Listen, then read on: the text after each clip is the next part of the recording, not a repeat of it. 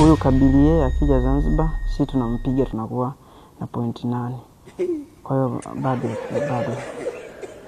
Farabati na Ali yuko nyumbani, kwa hiyo atampiga Farabati. Akishampiga yeye anabaki na pointi 8. Kwa hiyo sisi tunakuwa na 8 na yeye 8, alafu magoli inakuwa tulifungana 1-1.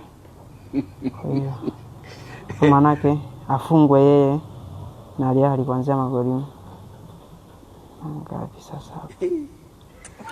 Wenyewe watakuwa wacheze. Yaani nyewe mfunge wao wafungwe, nyewe mnakuwa wenyewe wanakuwa wacheze.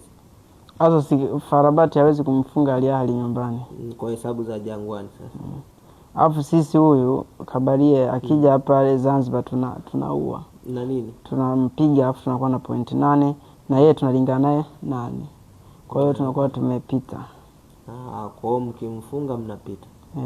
Na mpaka na Farabati afungwe na Al-Ahly. Hiyo inawezekana. Kwa hiyo dua lenu ni kwamba Farabati asicheze mpira afungwe na Al-Ahly. Sasa Ali huwezi kumfunga nyumbani kwake.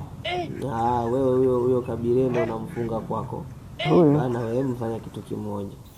Mtulizeni Kipwinto, njooni nyumbani tutulie. Hii ngoma ishatulalia raundi hii. Tutulie nyumbani. Tuache utembezi. Sisi bado nafasi ipo bwana. Ipi? Sisi tukimpiga Kabarie, sisi tunakuwa na pointi 8. Yaani huyu labda mumpige Kabali, lakini Kabarie hamumpigi. Huyu Farabati huyu hafungwi na hesabu ishagoma. Rudini nyumbani wote, tusubirie tutulize Kipwinto. Mambo yameshagoma, hesabu zimekataa. Habari za kumwombea mwenzio mabaya ili upate mazuri zilishapitwa. Mwana Jangwani, wewe una pointi 2, mnyamaza bwana. Tufanye ona 100. Unaenda wapi? Mimi napita, naingia robo finali. Wapi?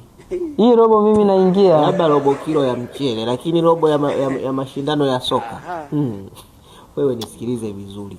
Sawa? Rudi nyumbani, tuliza Kipwinto. Pale kuna odds mchele. Tuanze kuangalia walioko robo finali. Tutumbetia nani? Si Al-Ahly. Wewe mwenyewe unakwenda kucheza na Kabili. Tunampa Kabili. Wewe sana kuja Zanzibar. Tunacheza na Kabili pale Zanzibar. Tunampa Kabili. Kwanza hizi hesabu za huyu kocha bwana. Unajua hata babu yangu wa Misungi asingefanya zile hesabu. Unaona alivyotolewa Mohamed Hussein. Akaingia boka. Uliona? Ulivyoona ndio kitakachofanyika Zanzibar. Atafanya hesabu za vile. Hiyo.